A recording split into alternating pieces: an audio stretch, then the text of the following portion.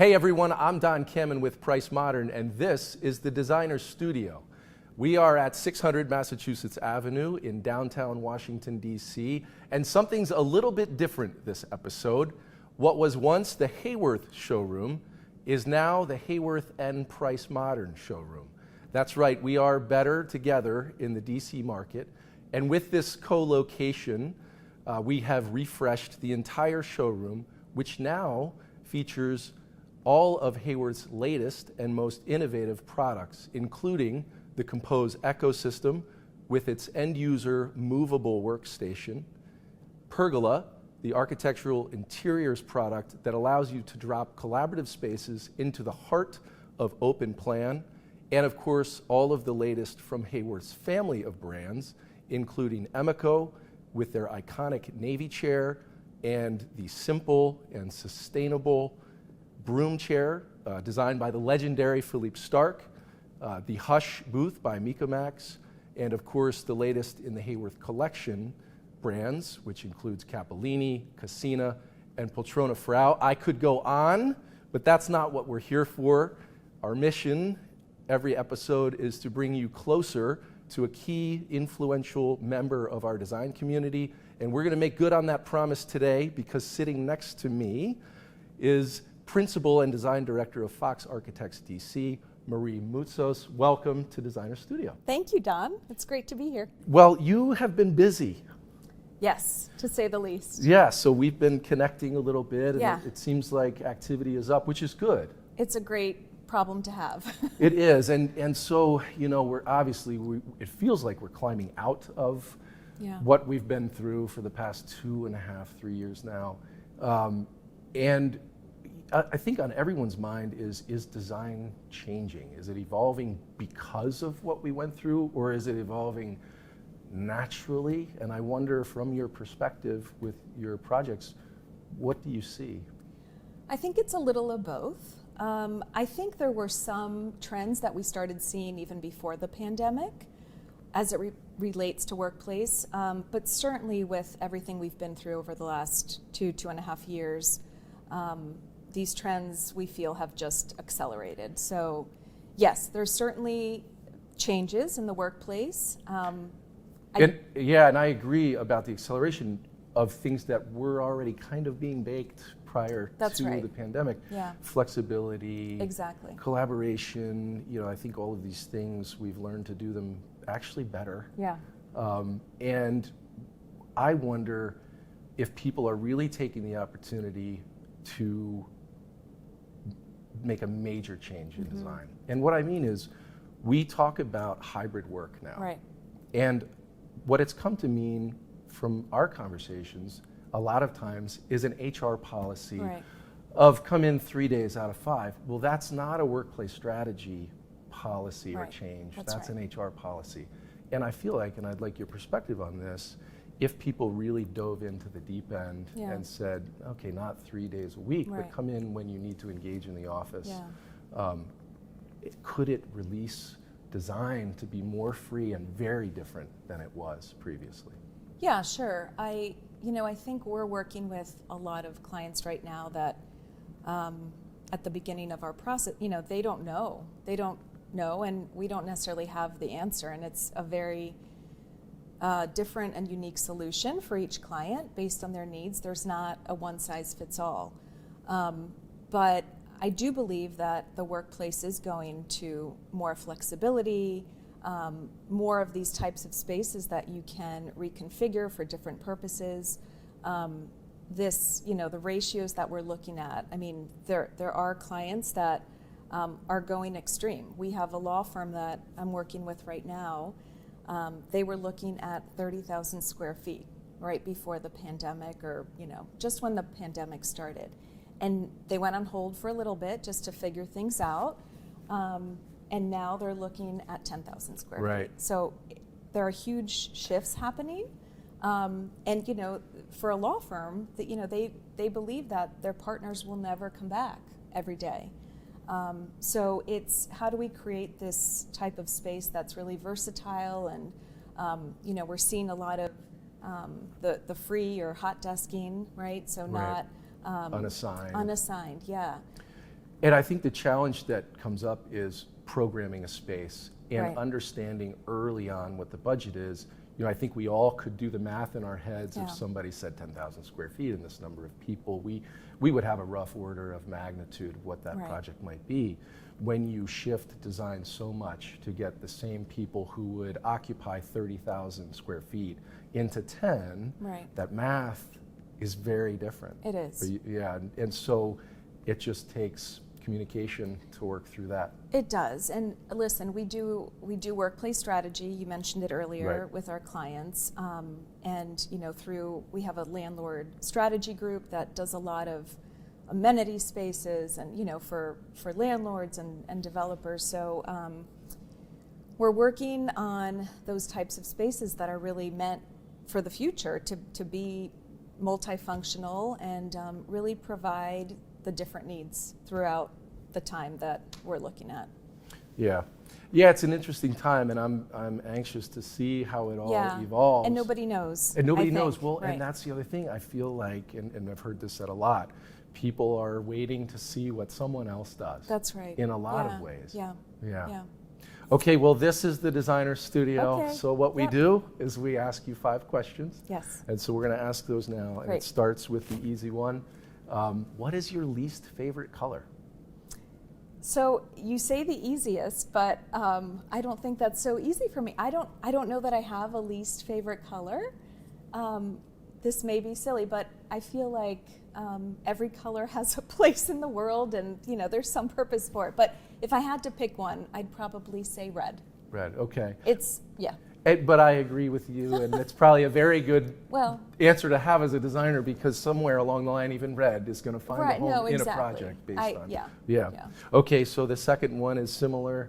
Your least favorite material. Oh, sure. So again, not trying to avoid your question, but without calling out a specific material, I think you always come to a point on a project where there's something that you need that you may not have thought of before as being a solution, right? Mm-hmm. But I think just as a general statement, if I could, I would stay away from synthetic materials. Obviously, not just for the environmental impact and sustainability, but there is something about just true natural materials that speaks a lot, I think, to me, and the purity and the simplicity. If you look at a piece of stone, or pieces of stone, I should say, every piece will be different and unique. So I think there's something in the natural world that brings something special to us, and in the way that we can create spaces. And fortunately, I think we're seeing a lot more natural materials being used. Absolutely. Yeah. Okay, so, and maybe this is related to that, who had an influence on Yes. you in design? Yeah, so it's funny. I think the two do tie together. So if I can back up, Sure. I think as a child growing up, my dad was a civil engineer. Okay. And then my mom, she was a stay-at-home mom, but she did alterations, and she sort of became a seamstress, and it was more just for family and close friends, but it gave her something to do. So I was thinking about this question today, and my dad would always come home with the drawings on the drawing board. So I think that influenced me a little bit. And then my mom, being a seamstress and working with materials and textures every day, I think that detailed work and inspiration with fabrics and color, I think that sort of brought another side. Inspired you Yeah. in your career Yes. later on. And was it then, or do you think later you felt that influence? Because It was later. Later. I probably didn't realize it at that age. Yeah.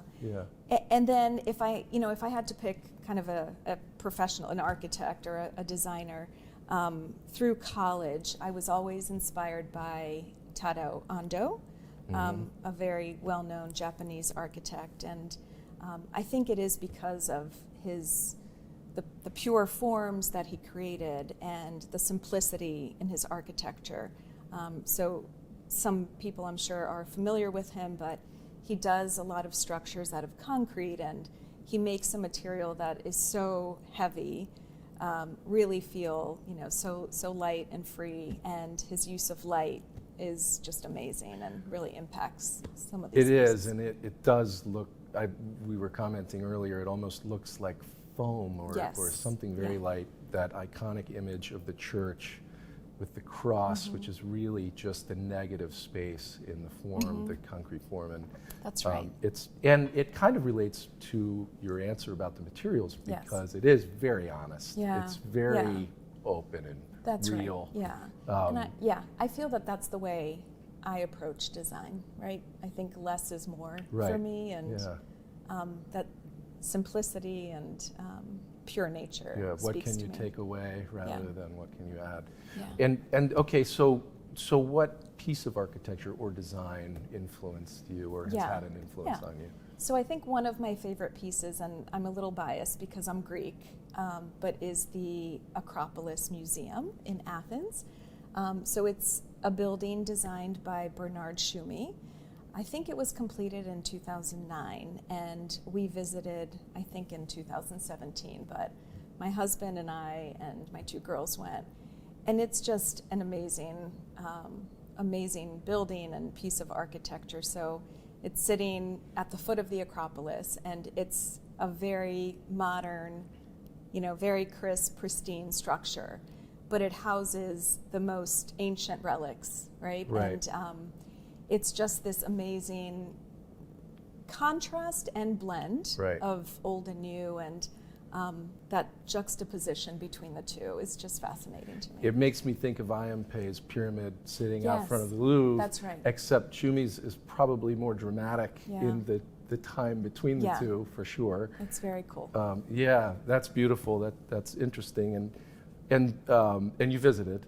We visited, Yeah, and we'd that's like great. to go back. We're thinking next summer maybe. So Yeah. we'll see. Excellent.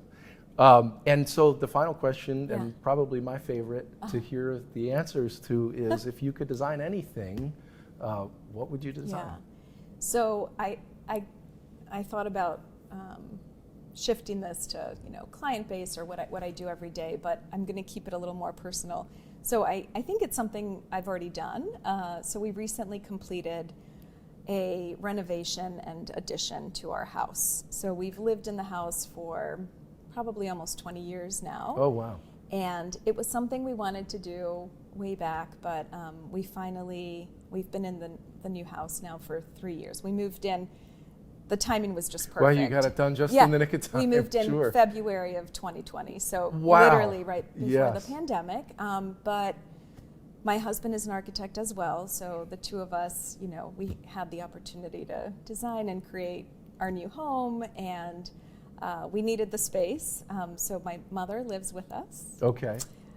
Mama Moutsos, and my two girls and two dogs, and me and Brad. So I have to ask, designing with your spouse, Yeah. how did it go? Well, there were days where it was a nightmare. Right, I can imagine. But I have to say, overall, we're pretty aligned in Yeah, our that's great. thinking and design style. So it was great, and we have something that we experience every day, and it's our own creation. So And I think all of the answers that you've given so far are reflected in what you all did in your renovation and addition. yeah, that's fair. I it's think pretty so. modern. it is, but very simple. But very right? simple, Nothing. right, Yep, nothing over the top. But it works, and yeah, it's great. Yeah, well, that's Yeah. great. Congratulations. Thank you. That's amazing. Thank and you. good timing. I'm sure, nobody wanted to go through what we've been through, but to be able to at least be in this beautiful new space Yeah. that you, I'm sure, felt like a life's work to Yes, complete. it did, for sure. How long did the renovation take? It took about 9 months. Okay. Not quite That's a not- year. That's not too bad. I mean, typical contractors, right? They told us 6 months, but being in the profession, we knew better. Right, So right. we were expecting a year, so it was a little better than that. So Yeah, and you were, of course, a great customer to yourselves. awful. Awful. Yeah. Our own worst clients. Yeah. Yeah. Yeah. Well, that's great. Thank you, and Yeah. great answers. And Thank it was you. great to sit down with you. Thank you. And so, if you'd like to work with Marie, please go to foxarchitects.com, and of course, you can find us at pricemodern.com. We thank you for watching this episode of The Designer Studio, and we'll see you right here next time.